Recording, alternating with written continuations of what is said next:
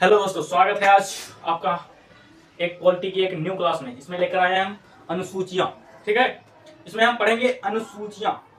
आइए, सबसे पहले तो मूल संविधान में हमारी 8 अनुसूचियां थी और आज जो वर्तमान संविधान में हमारे कितने हो गई हैं, 12 अनुसूचियां हो गई हैं, 4 बढ़ा दी गई हैं। आइए इन अनुसूचियों के बारे में एक एक करके डिस्कस कर लेते हैं। ठीक है, तो हम यहाँ पर किसकी क्लास है, ये हमारी इंडियन पॉलिटी, इंडियन पॉलिटी। ठीक है, भारतीय राज्य व्यवस्था। ठीक है, इसकी हमारी एक क्लास है इंडियन पॉलिटी। यहां से अनुसूचियों के बारे में हम पढ़ेंगे। ठीक है, आइए सीडीओ, यहां से पहली अनुसूची, प्रथम अनुसूची। प्रथम अनुसूची क्या कहती है? प्रथम अनुसूची के बारे में क्या है, इसके बारे में क्या लिखा गया है? देखिए, प्रथम अनुसूची में इसमें लिखा गया है कि संघ के राज्य, ठीक है, कितने राज्य हैं?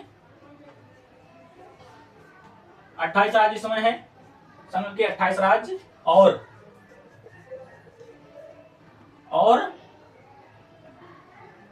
कितने हैं?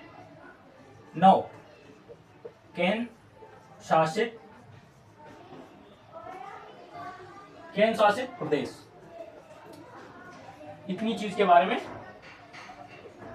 प्रदेश के बारे में उल्लेख किया गया है। ठीक है, क्या है प्रथम अनुसूची में? संघ के 28 राज्य, पहले 29 थे, अब एक हटा दिया गया है, उसको केंद्र शासित प्रदेश बना दिया गया है। वो जम्मू कश्मीर है, उसको 2 भागों में तोड़ दिया गया है, लद्दाख और श्रीनगर में। ठीक है, एक जम्मू कश्मीर। ठीक, ये 28 राज्य और क्या है, 9 केंद्र शासित प्रदेश हुए हैं। इनके बारे में प्रथम अनुसूची में उल्लेख है। आइए दूसरी अनुसूची। दूसरी अनुसूची क्या है? दूसरी अनुसूची में दिया गया है, यहां से देखिए क्या लिखा गया है। द्वितीय अनुसूची। द्वितीय अनुसूची में क्या दिया गया? द्वितीय अनुसूची में दिया गया है जो राज्य व्यवस्था जो है भारत की, उसमें जो विभिन्न पदाधिकारी हैं उनके वेतन और भत्ते का जो पूरी जानकारी दी गई है, वो क्या दिया गया है इसमें? दूसरी अनुसूची में दिया गया है। क्या दिया गया है? भारतीय राज्य व्यवस्था। भारतीय राज्य व्यवस्था के अंतर्गत आने वाले पदाधिकारियों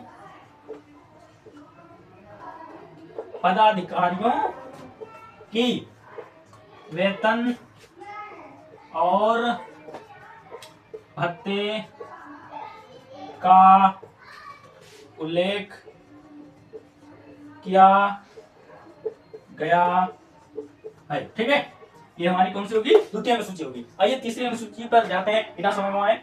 हमारी क्या हो जाएगी? तीसरी, यहां से तृतीय अनुसूची। ठीक है, मूल संविधान में कितनी अनुसूचियां थी? 8। यहाँ पे तीसरी अनुसूची के बारे में क्या है? तीसरी अनुसूची किसके बारे में बताती है? ये बताती है भारतीय राज्य व्यवस्था के अंतर्गत आने वाले पदाधिकारी की, इसमें वेतन भत्तों के बारे में था। दूसरी में, तीसरी में क्या है? तीसरी में है भारतीय राज्य व्यवस्था, भारतीय राज्य व्यवस्था के क्या? पदाधिकारियों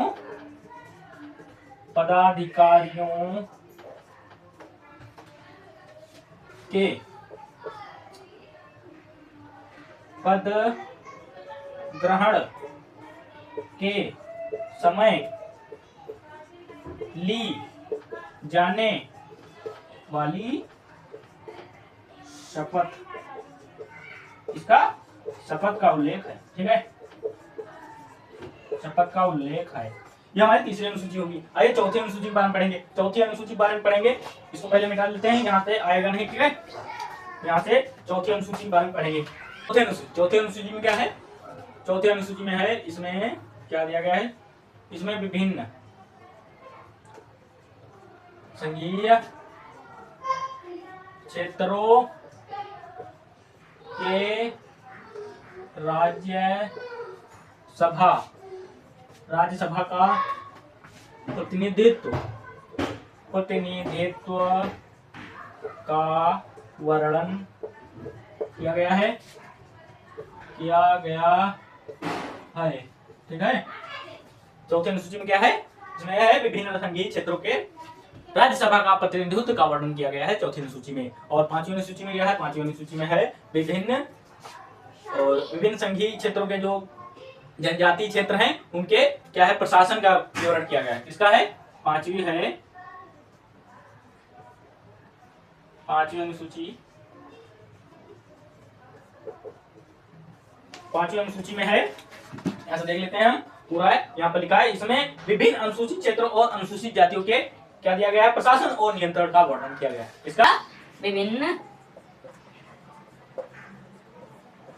अनुसूचित क्षेत्रों और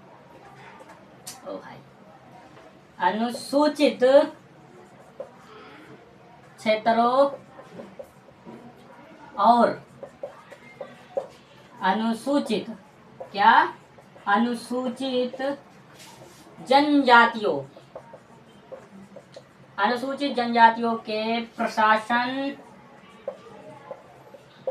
प्रशासन और नियंत्रण का वर्णन किया गया है। ठीक है, क्या किया गया है, विभिन्न अनुसूचित क्षेत्रों और अनुसूचित जनजातियों के नियंत्रण एवं प्रशासन का वर्णन किया गया है किस अनुसूची में, पांचवी अनुसूची में। आइए छठी अनुसूची देख लेते हैं। छठी अनुसूची क्या है, छठी अनुसूची, यहाँ से छठी अनुसूची क्या हो जाएगी, छठी अनुसूची में क्या है, इसमें क्या दिया गया है, इसमें दिया गया है 4 राज्य हैं, कौन कौन से इसमें दिया गया है, उनके किसके बारे में दिया है, जनजाति उनके प्रशासन के बारे में उल्लेख है। ठीक है, 4 राज्य कौन कौन से हैं, 4 राज्य हैं असम, मेघालय, ठीक है, और त्रिपुरा, मिजोरम। ठीक है, असम, मेघालय, त्रिपुरा, मिजोरम, ये जो 4 राज्य हैं इनके क्या है, जनजातीय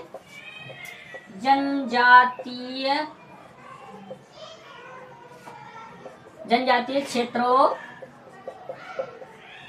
के प्रशासन का वर्णन किया गया है।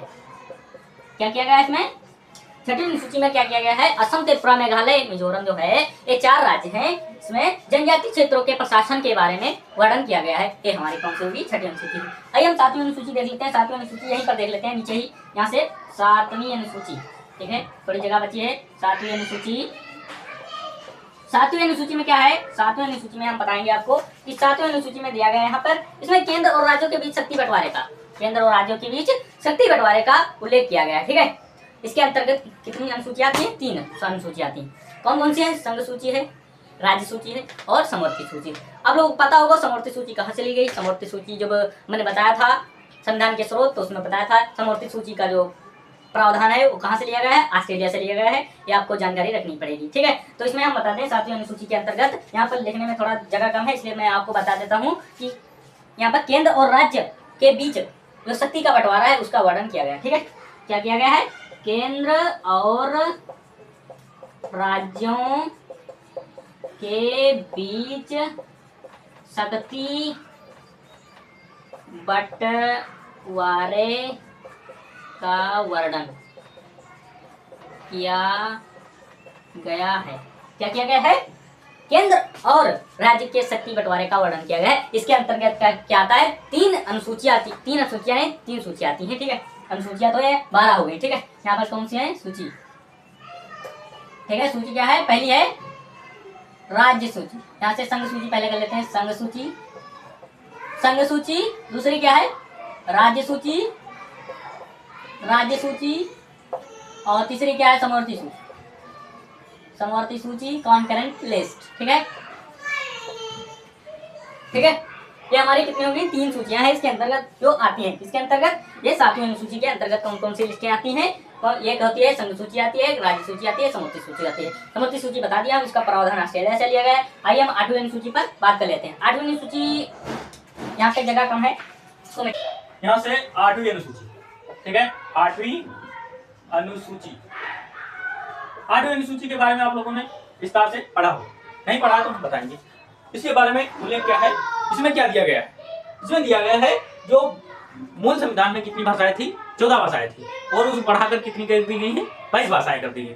तो यहाँ से जो 22 भाषाओं का उल्लेख है, क्या है, 22 भाषाओं का उल्लेख है, तो कितनी, 8वीं अनुसूची में पूरा दिया गया। ठीक है, यहाँ से लिख देते हैं मूल संविधान में 14 भाषाएं थी, 14 भाषाएं थी, और वर्तमान में कितनी है, 22 भाषाएं हैं। ठीक है, 22 भाषाएं हैं इनका, यहां से लिख देते हैं 22 भाषाओं का उल्लेख इसके अंतर्गत किया गया, 8वीं अनुसूची के अंतर्गत किया गया। 22 भाषाओं का उल्लेख 8वीं अनुसूची के अंतर्गत गया। ये हमारी जो थी मूल संविधान की अनुसूचियां हो गई। तो आइए आगे जो संशोधन हुआ वो 4 अनुसूचियां बढ़ाई गई, तो उनके बारे में डिस्कस करेंगे।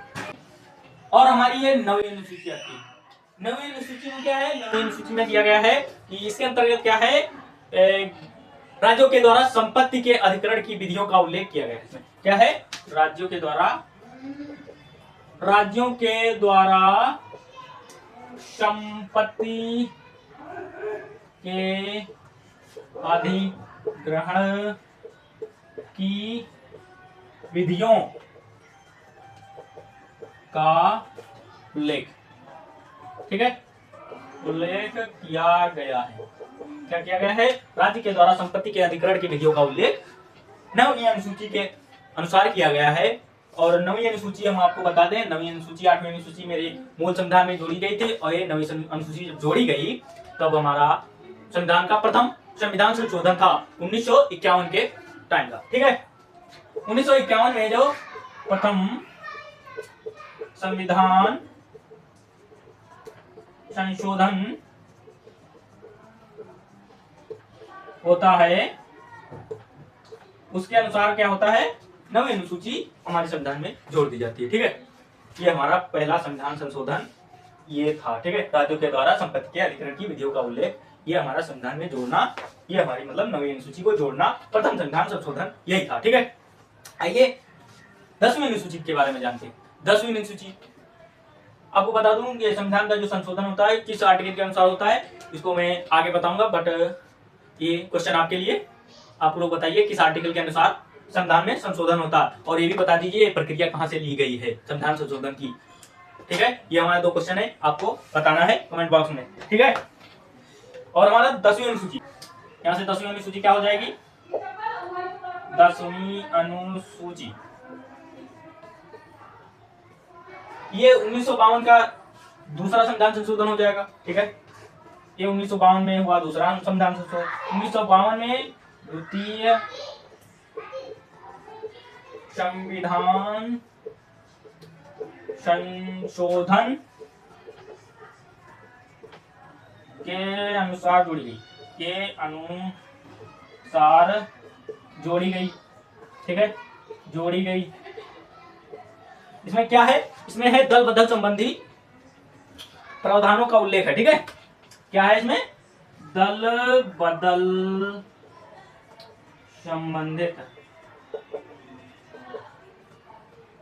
प्रावधानों का उल्लेख है।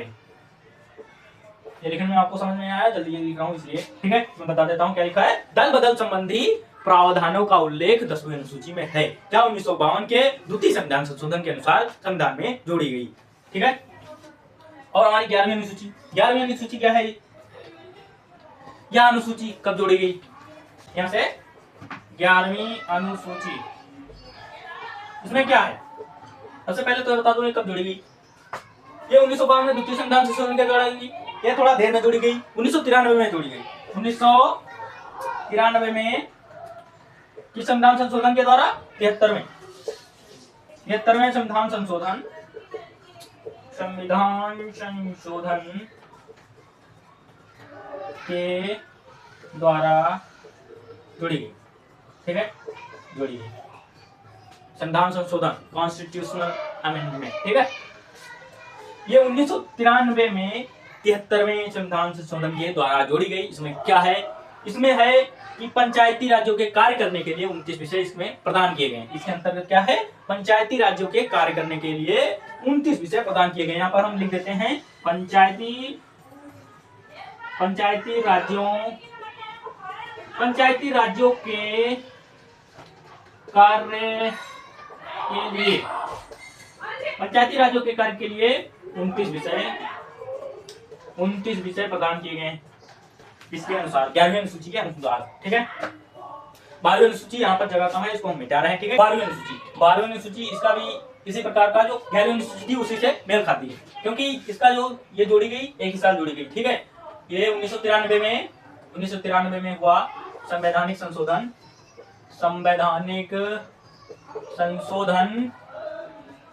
ठीक है। संवैधानिक संशोधन कौन सा था, यहाँ से 74वां हो जाएगा, ठीक है, 74वां के अनुसार जोड़ी गई, ठीक है, जोड़ी गई। और इसमें है क्या, 12वीं अनुसूची में है क्या, 12वीं अनुसूची में क्या है, शहरी क्षेत्रों के स्थानीय स्वशासन के लिए इसमें क्या किया गया, 18 विषय प्रदान किए गए। इसमें क्या है, पंचायती राज्यों के कार्य के लिए क्या किया गया है, 29 विषय प्रदान किए गए थे। इसके अंतर्गत 11वीं अनुसूची के अंतर्गत। 12वीं अनुसूची में क्या है, इसके अंतर्गत क्या है, शहरी स्वशासन के लिए 18 विषय प्रदान किए गए हैं, ठीक है। यहां से लिख देते हैं शहरी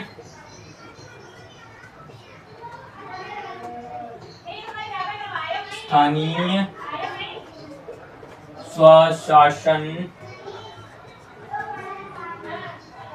स्वशासन के लिए 18 विषय प्रदान किए गए, ठीक है।